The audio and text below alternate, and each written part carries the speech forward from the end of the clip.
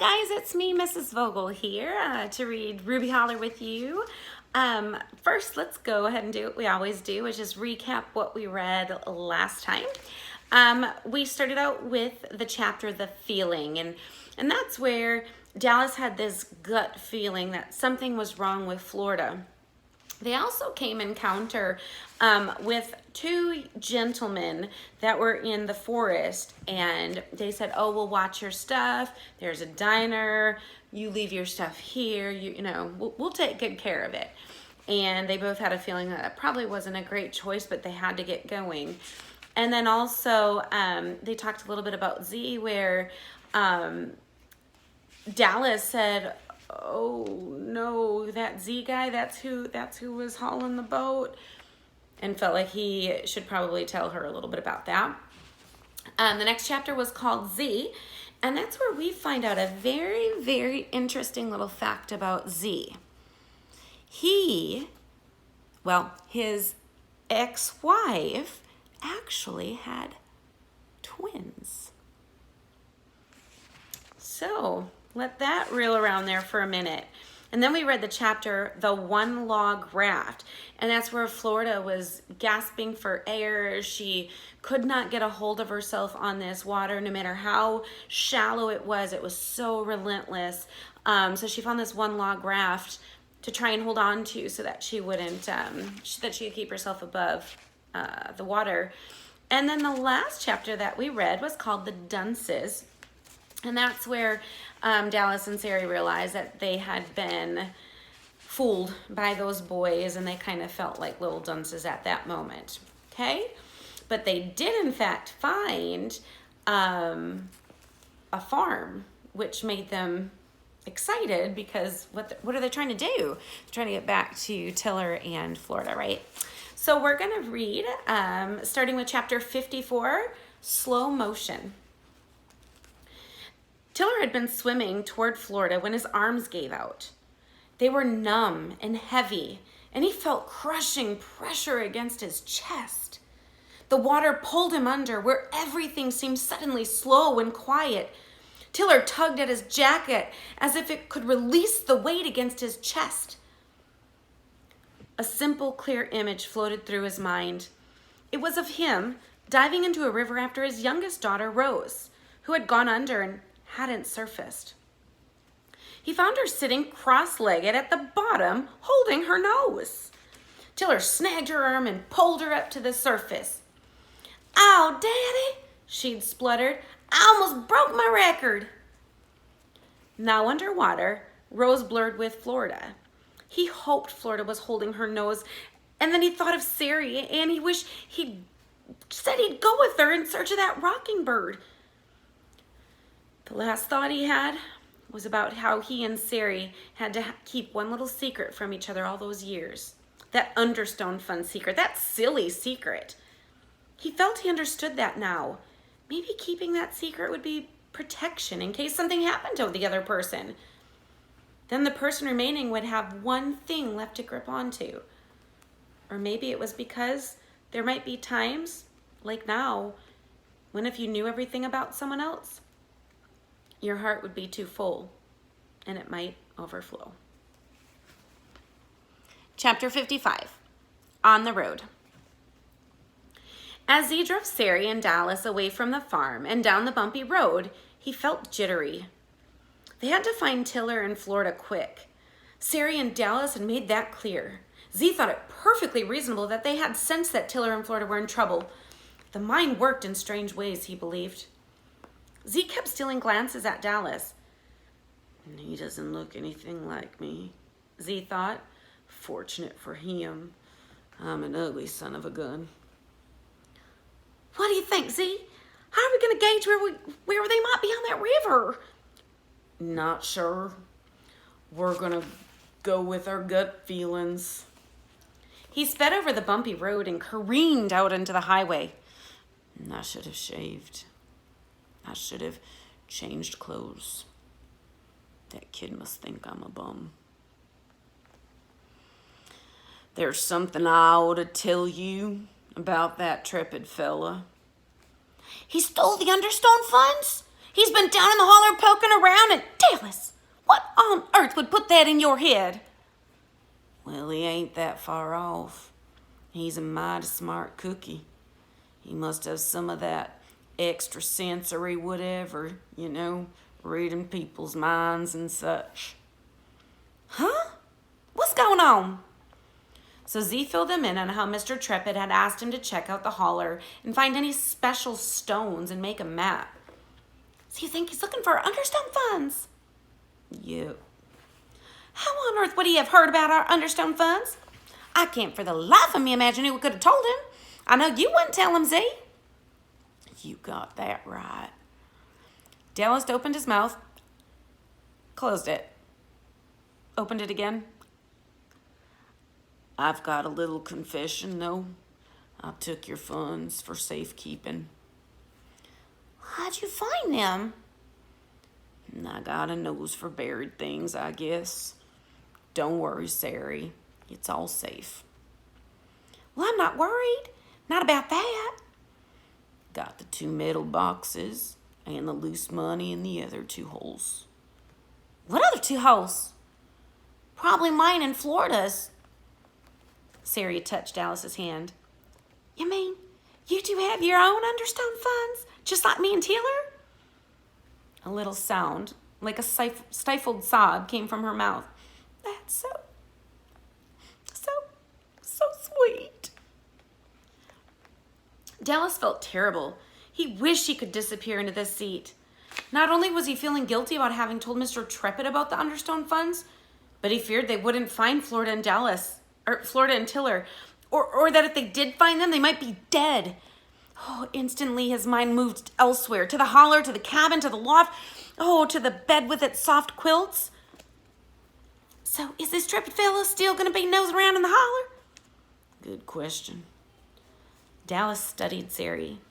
He knew she was as worried as he was about Tiller and Florida because of the way she was wringing that yellow scarf in her hands and staring intently at the road ahead, as if staring would get them there any faster. Dallas turned to look at Z, who maneuvered his truck around the curves as if he were an expert race car driver. You know that Kangadoon place? And I've been doing some asking around and found a guy who's been there. It was hard for Dallas to keep his mind on the conversation. Why was Z chattering away about Kangadoon? Why wasn't he coming up with a plan to find Tiller in Florida? So what'd that guy say about Kangadoon? Dallas wanted to scream, "Shut up about Kangadoon!" Z slapped at the dashboard. He got eaten nearly alive by mosquitoes. Came home with malaria. Malaria? Yep. Z swerved off the main road and down a narrower one. This here road goes to the Macalac River. That's where my gut is telling me to go. Where your gut's telling you. Dallas pressed his hand against his stomach and closed his eyes. Macalac sounds right to me. Chapter 56, On the River. With the help of her one-log raft, Florida had made her way to the bank and crawled up its muddy side. She lay there for a minute, trying to catch her breath, and then she sat up and scanned the water.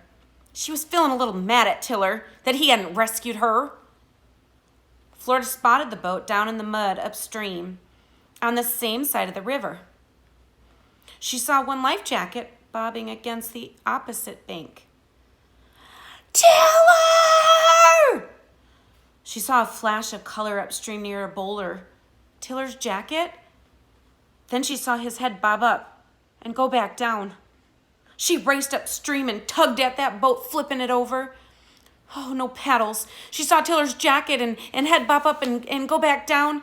Oh, she hurried to untie the tent ropes from the struts and then tied one end to a tree on the bank.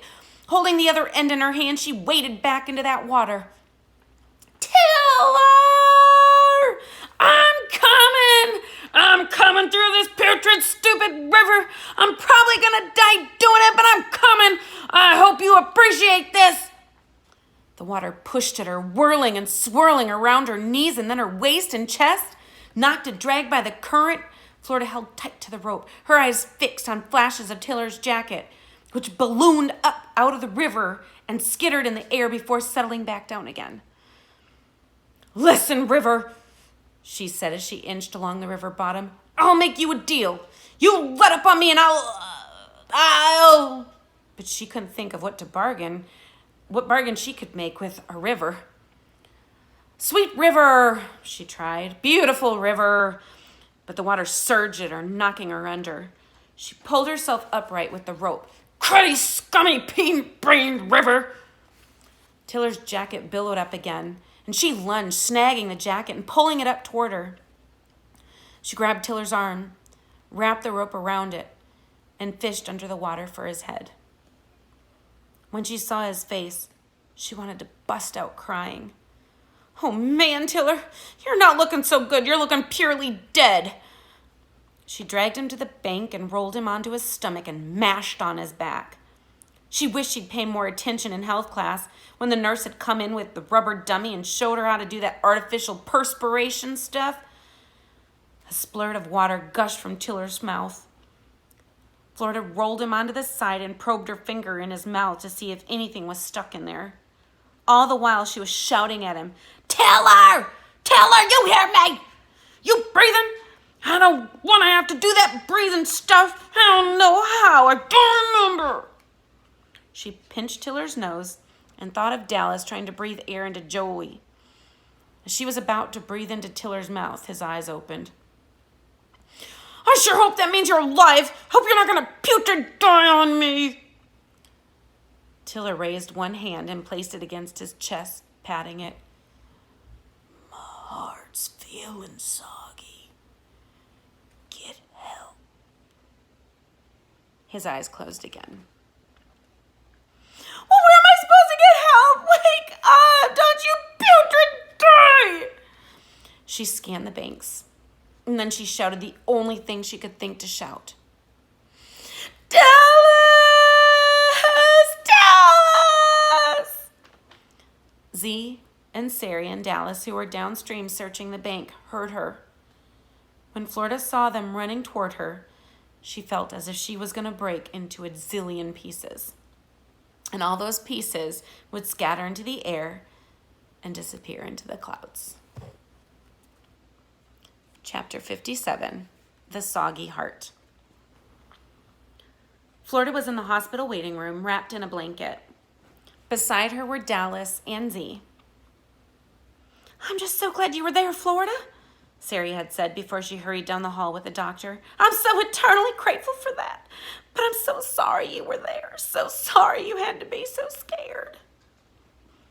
Florida tucked her chin inside the blanket to try and stop from quivering. "How come we have to wait so long? When are they going to tell us if Tiller's going to make it?" Z sat up straighter. "The boys asking me questions? The boys relying on me. I'll go ask at the desk," Z said, trying to sound as if he knew what he were doing. Dallas inched closer to Florida. "It'll be okay, I know it. Don't be worrying, Florida. Nothing can happen to Tiller." Florida's chin dipped lower into the blanket. She hadn't known she could worry so much about someone other than Dallas. She wanted to run down the hall and bang on all the doors until she found Tiller, and then she wanted to make him better and hear him talk again in his grumpy way and see his grin when he made a joke and watch him flip pancakes and talk about secret recipes. Z returned, awkwardly shuffling his feet, his hands hanging helplessly by his sides. "They don't know much yet." Z stuffed his hands in his pocket and then pulled them out again. "Hospitals make me a little crazy. I'm gonna go find us some donuts." And with that, he hurried out of the room. "Kind of a strange guy, that Z."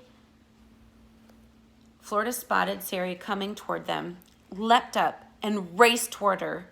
She buried her head against Sari, wrapping her arms tightly around her. "Maggoty River." "It's okay," Sari said, stroking Florida's hair. "I think our Tiller's gonna make it." And the last chapter we're gonna read today is chapter 58, Preparations. Z and Dallas and Florida were in the kitchen with Sari. Bowls and measuring cups and ingredients covered the entire counter. Flour and sugar dusted their clothes. Sarah, you should see the gop we got. Tell her, Dallas. Tell her about our gunk. Oh, we've got mouse traps and lizards and worms and thumbtacks and nettles and... Florida jumped in. And poison ivy and mashed blackberries and a dead mouse. Found the dead putrid mouse by the barn. Soon as we do our digging, I'll go back to the hospital. Tiller'll be sorry he missed this, though. His heart attack is over, though, right? He'll be fine. He's already grumbling, so I know he'll be just fine. We might be able to bring him home today. Z sniffed the air. What are you cooking? Be nice to orphan brownies. Might not work, but what the heck, worth a try. Outside, they dug beneath the marked stones and inserted the brownies in one hole, and the mouse traps and lizards and worms and thumbtacks and nettles and poison ivy and mashed blackberries and a dead mouse in the other holes. Now for the final one. Pick these up at Vinny's Variety, just like Dallas suggested. He held out a bag to show them. The previous night, after Z had left Ruby Holler, he drove into Boxton in the alley, and he saw Mr. Trepid scooting back and forth, peering out into the black night. Z passed him a folded piece of paper. Took longer than I expected. A lot of territory up there, lots of stones. Mr. Trepid hurriedly unfolded the paper and aimed a flashlight at it. Ah, he said, and so, and my. He studied the paper. Still seems like a lot of sights. Like I said, there's a lot of stones up there. I tried to narrow it down like you said. Z leaned against the shack and gazed out into the dark night. So what's next? Mr. Trepid flicked off the flashlight. I'll take care of it from here. Your work is done. What about the additional salary? Like I said, if this produces any results, you will get your bonus. And when are you likely to know if there are any results? When did you say they're coming back? About a week, as far as I can gather. Well, I'd better get busy then. I should know the results before they get back. If you're coming up there, I'd say Sunday would be best, just to be on the safe side. Fine, Trepid said, motioning Z away. Off with you then. I've got things to do. Things to do. Later, alone in the shack, Mr. Trepid studied the map. A treasure map. He could hardly contain himself. Leaning against the table was a shovel, and on the table was a trowel and a sturdy, empty sack. Mr. Trepid rubbed his hands together. A treasure map for Ruby Holler. Ooh, what do you guys think? This is good, isn't it? So, first of all, I'm glad Taylor's going to make it, and I know you guys are too. That's got to be very scary. Put yourself in Florida's position where she was brave enough. Now, she's been through a lot, but she was brave enough to rescue him from this putrid river, right? Could you do that? Do you think you would have enough courage to go out into this relentless river, this river that's tearing and pulling at you and flipping boats and bashing you against a boulder? Do you think you would be brave enough to go out? I was actually really impressed that she thought well enough to get a rope and tie it around her body in a tree to get out to Tiller. I thought that was pretty impressive, y'all. All right, so let's talk a little bit about Z. What are your thoughts about Z? Now, we know that he's helping, right? He's helping Sari and Tiller, right? I want to know your thoughts about whether or not Z is, in fact, related. Do you think that he is Tiller, or not Tiller, do you think he's really Florida and Dallas's dad? I know we kind of talked about that the other day, but curious. Soggy heart. What does that mean, a soggy heart? What does that mean to you?